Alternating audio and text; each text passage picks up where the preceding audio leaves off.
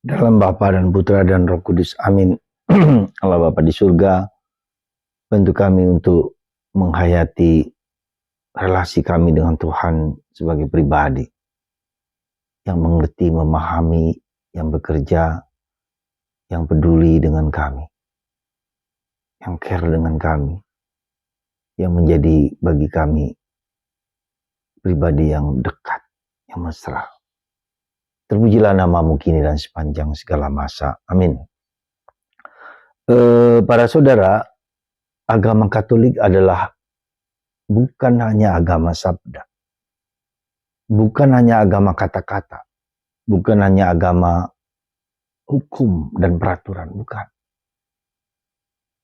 Agama Katolik adalah agama personal, agama pribadi yang hadir.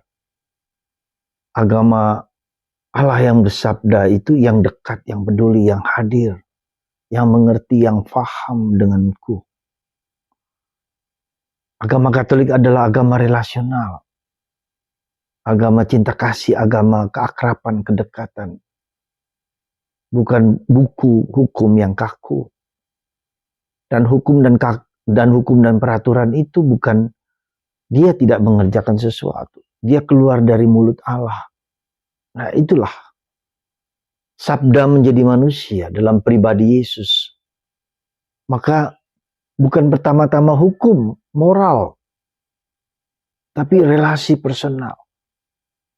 Hukum peraturan itu harus membawa kita kepada perjumpaan dengan Tuhan. Pertemuan dengan Allah. Persatuan dengan Allah. Jadi Allah menjadi manusia supaya kita menjadi seperti Allah, masuk dalam Allah, dalam relasi personal dengan Allah. Allah seperti satu, ini aku. Allah masuk di dalam pribadiku, di dalam diriku. Semenjak aku dilahirkan, aku diciptakan secitra dan segambar dengan Allah. Ketika aku dibaptis, aku menjadi anak Allah. Allah menyatu dalam diriku. Maka tugasku adalah menyadari kehadiran Allah. Sekali lagi, menyadari awareness of God's presence in me. Kesadaran bahwa Tuhan hadir dalam diriku. Aku tidak sendirian lagi, tapi aku bersama Allah. Ya. Kemarin ada YouTube, ada orang indigo yang diwawancari, apa yang kalian lihat pada Yesus? Di belakang Yesus, di dalam diri, apa yang terjadi pada paus kita? Di dalam diri paus ada Yesus.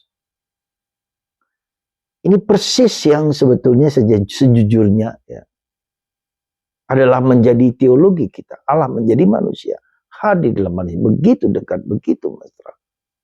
Intimior intimum meo. Aku tidak sendirian, aku tidak yatim piatu, kata Yesus. Tapi aku hadir di dalam dirimu.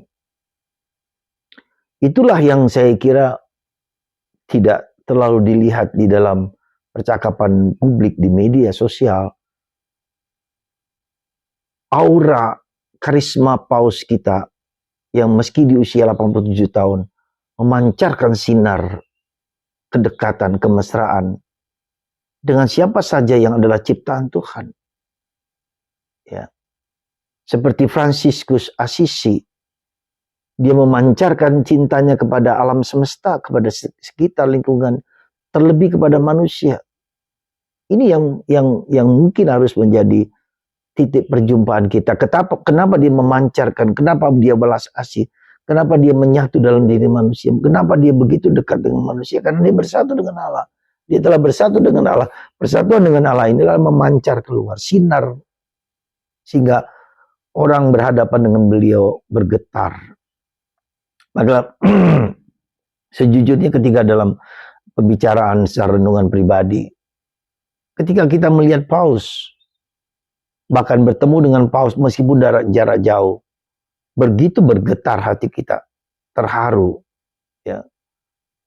Tetapi seandainya karena Yesus ada di dalamnya, ya, kita di situ aja melihat paus yang begitu aja bergetar, apalagi kalau kita berjumpa dengan Yesus, bertemu dengan Yesus. secara pribadi. Tentu Yesus sudah ada dalam diri kita, tapi mengalami, merasakan kedekatan dengan Tuhan, dengan pribadi Yesus yang menjadi manusia. Kedekatan dengan Tuhan itu kedekatan dengan Yesus, dengan Roh Kudus, dalam kesatuan dengan Bapa dan Putra. Coba lihat ini. Ya, ini menjadi kunci kita bagaimana kita semakin menyadari ya, kecintaan kita. Tadi pagi saya membuat suatu puisi atau berdiskusi dengan para postulan saya dengan puisinya Joko Pinurbo. Kalimat singkat, malam kudus. Sekali lagi, malam kudus. Sinarmu gemerlap. Ya. Saudara, malam kudus. Malam itu kepedihan, kesulitan, penderitaan, salib. Bagaimana hidup kita itu yang dimana kita sendirian, kita tuh malam kudus. Karena kita sendirian. Dapatkah saya at home dengan kependeritaanku? Dan bagaimana penderitaan itu menjadi kudus? Karena ada pribadi yang datang pada malam itu. Pada kedalaman, kepada kemalaman hatiku ini. Kepada penderitaan itu. Bagaimana aku menerima situasi diriku at home dengan diriku sendiri, dengan penderitaanku. Dan aku menerima Tuhan datang sebagai gemerlap, ya, sebagai pengalaman tremendous yang mengagumkan. Ya. Cahayanya bersinar, cahaya. Malam dan sunyi senyap, sunyi, ya, sendirian, tetapi bergemerlap karena kehadiran Tuhan. Berfokus kepada Tuhan, bukan kepadaku. Tapi aku harus menerima kegelapan itu. Nah itulah, saya kira paus kita ini sudah mengalami titik dalam tanda petik titik tinggi dari mendaki gunung Karmel, bertemu dengan Tuhan, mengalami Tuhan yang hadir di dalam dirinya, tetapi juga memancar keluar dalam pelayanan, karya-karya, penuh perhatian kepada orang lain di sekitar, penuh kasih, memancarkan, ya, ex abundantia cordis, ya, memancar keluar, penuh kelimpahan, senyuman. Dan itu bukan hanya dengan kata-kata, dengan mulut, tapi dengan pribadi, wajahnya memancarkan sinar, sikapnya, pelukan, merangkul anak kecil, anak cacat, dan seterusnya. Inilah menurut saya contoh pribadi yang dipenuhi dengan Roh Kudus, dipenuhi cinta. Dan Roh Kudus itu adalah anugerah cinta kepada setiap orang. Semoga Anda dan saya tidak hanya mengagumi paus dari luar, tapi dari dalam. Mari kita at home dengan malam-malam kita. Bersyukur dengan malam-malam kita dan menjadikan malam kita menjadi kudus karena datangnya Yesus pada malam hari menyatu dalam diri kita.